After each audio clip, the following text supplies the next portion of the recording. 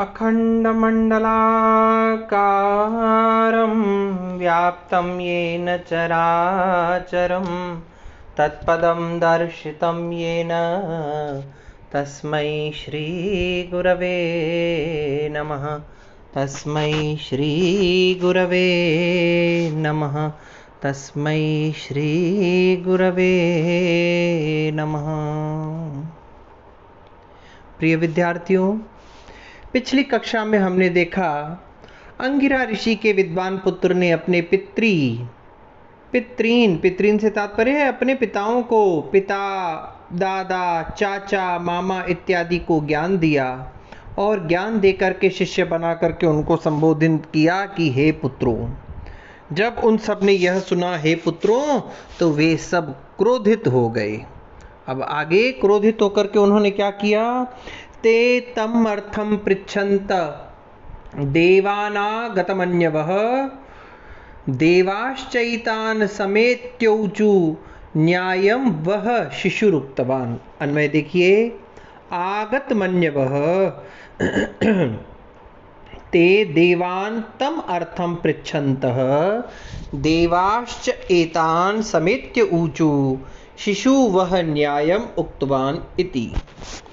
वे चाचा, मामा, दादा इत्यादि क्रोधित होकर के आगतमन्यवः उनमें क्रोध आ गया, आए हुए क्रोध वाले वे सब देवान तम अर्थम पृच्छन्तः उन्होंने देवताओं से उस अर्थ को पूछा कि इसने हमें तात कह करके जो संबोधित किया है, पुत्र कह करके जो हमें संबोधित किया है, पुत्र का कह करके जो संबोधित किया है, क्या यह उचित है?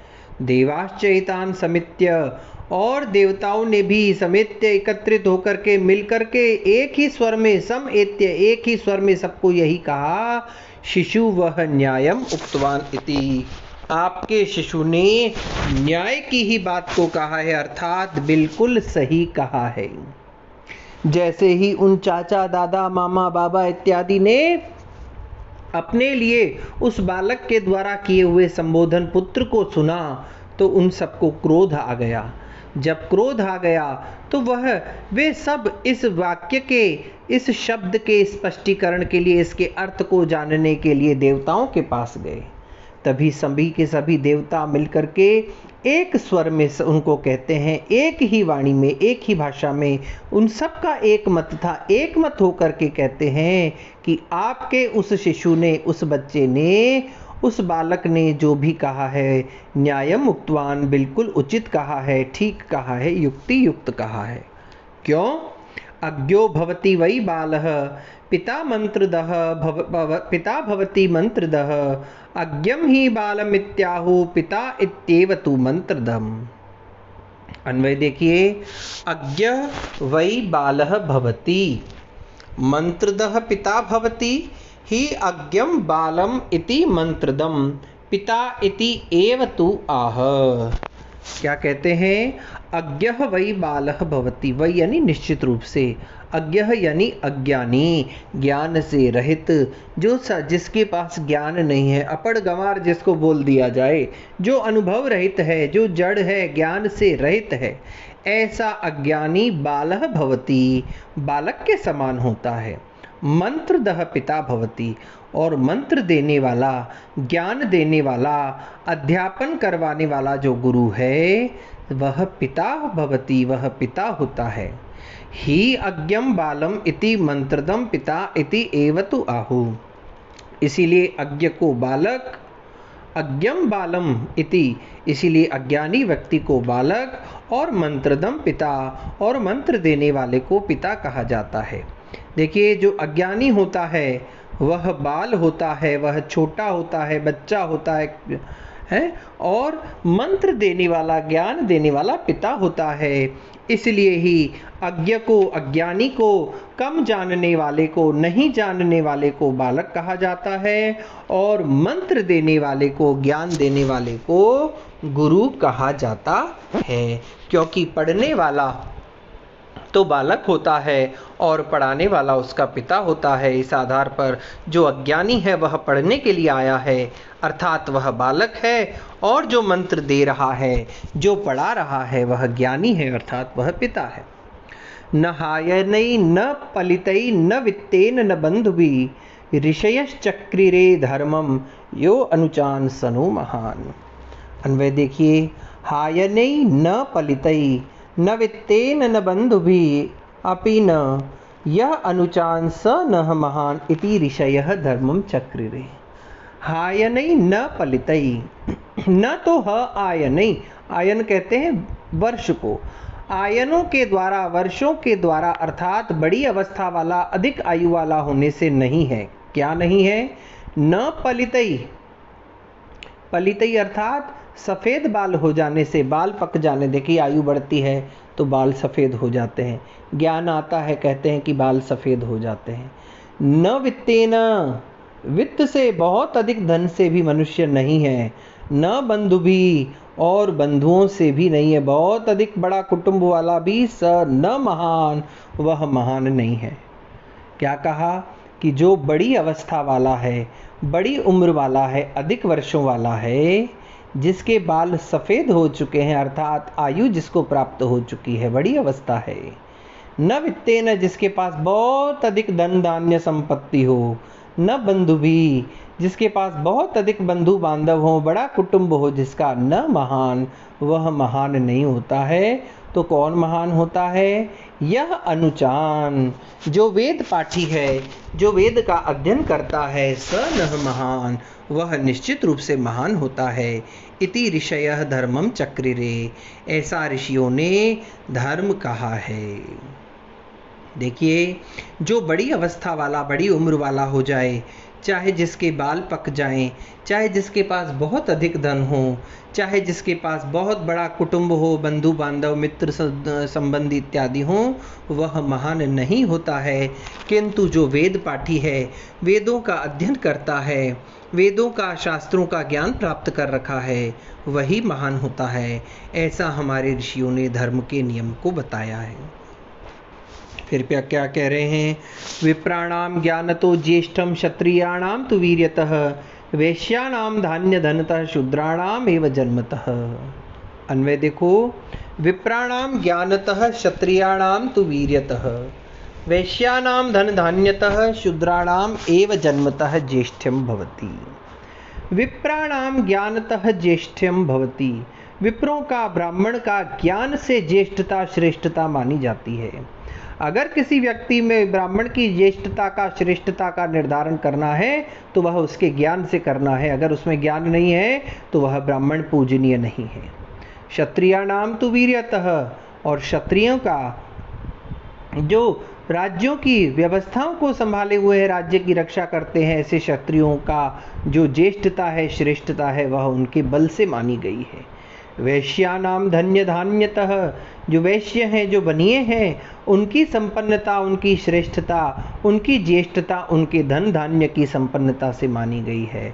शूद्राणाम एव जन्मतः, और शूद्रों की श्रेष्ठता तो जन्म से ही मानी गई है, ज्येष्ठता है। विप्रों की ज्येष्ठता, श्रेष्ठता, महत्ता उनके ज्ञान से मानी गई है। क्षत्रियों की उनके पराक्रम से, वीर्य के से, बल से मानी गई है, और वैश्यों की उनके धन धान्य संपत्ति से मानी गई है, तथा शूद्रों की ज्येष्ठता उनके जन्म से, अर्थात उनकी आयु से मानी गई है। न तेन वृद्धो भवति येनास्य पलितं शिरः यो वै युवाप्यध्यानस्तं देवास्थविरं विदुः। अन्वय देखिए, येन असह अस्य शिरः पलितं तेन वृद्धः न भवति वै यह युवा अपि अध्यानः देवाः तं स्थविरं विदुः। येन अस्य, जिस कारण से इसके, किसी भी मनुष्य के, शिरः पलितम, सिर के बाल पलित हो चुके हैं, सफ़ेद हो चुके हैं, अर्थात उसकी आयु बढ़ चुकी है।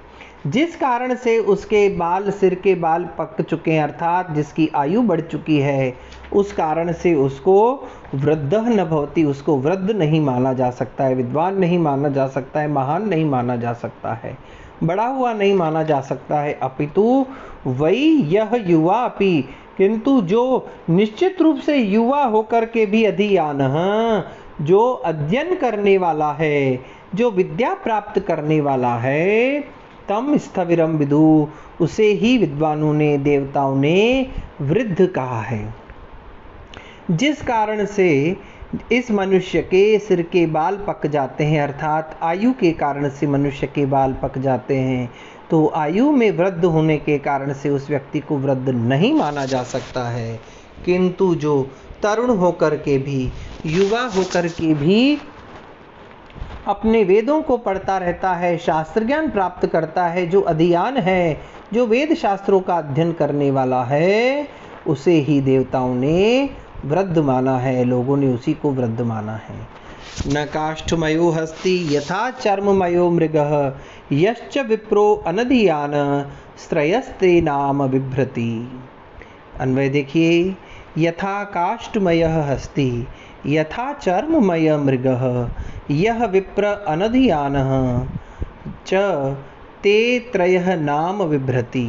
देखिए, जैसे काष्ठमय हस्ती, काठ का बना हुआ घोड़ा, लकड़ी का बना हुआ घोड़ा, चर्ममय मृगः, और चमड़े का बना हुआ मृग, और यह विप्रः अनधियानः, बिना पड़ा हुआ ब्राह्मण, ये तीनों केवल नाम को धारण करते हैं।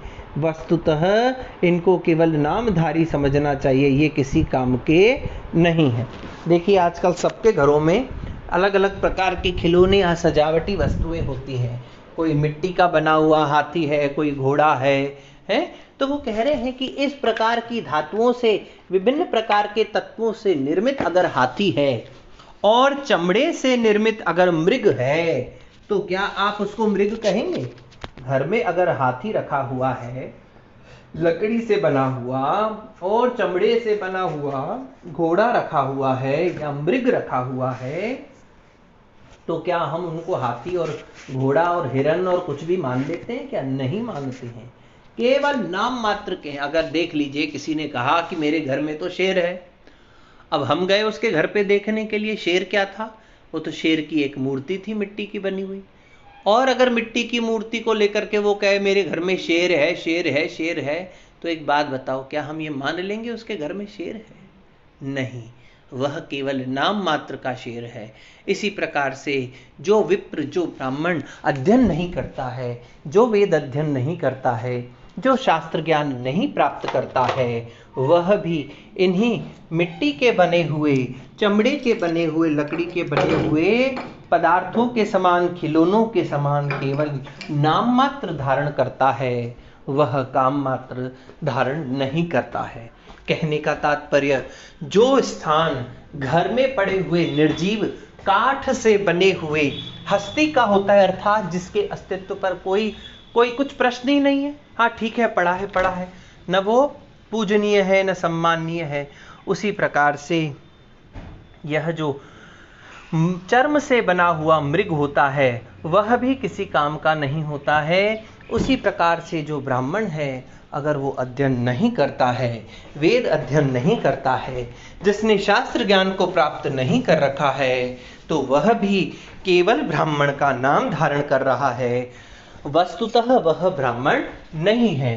क्योंकि ब्राह्मण के लिए पहली शर्त उसका श्वास लेना नहीं है, ब्राह्मण का नाम धारण करना नहीं है, ब्राह्मण के घर में जन्म लेना नहीं है, ब्राह्मण का शरीर धारण करना नहीं है, अपितु ब्राह्मण होने के लिए उसका मूल जो कर्तव्य है, जो मूल उसका तत्व है, वह है उसका शास्त्र ज्ञान। बिना शास्त्र ज्ञान के वह ब्राह्मण भी पूजनीय नहीं है। वह भी इस काष्ठ और हस्ती, काष्ठ के बने हुए हस्ती के समान और चमड़े के बने हुए मृग के समान केवल उस नाम को, ब्राह्मण नाम को धारण कर रहा है। केवल शरीर धारण करने से वह ब्राह्मण नहीं है, अपितु इन निर्जीव पदार्थों के समान। अब निर्जीव कैसे?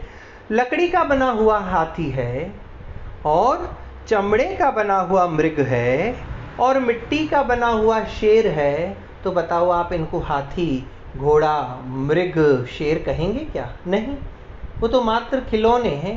ऐसे ही अगर कोई ब्राह्मण है और वह अध्ययन अध्यापन नहीं करता है, वेदों का अध्ययन प्राप्त नहीं किया है, शास्त्र ज्ञान जिसने प्राप्त नहीं किया है, तो वह भी इन निर्जीव प्राणियों के समान नाम मात्र को धारण करने वाला है, वस्तुतः वह ब्राह्मण नहीं है। अब अगली कक्षा में हम देखेंगे कि इसके पश्चात महर्षि मनु और क्या बता रहे हैं। तब तक के लिए ओम शम।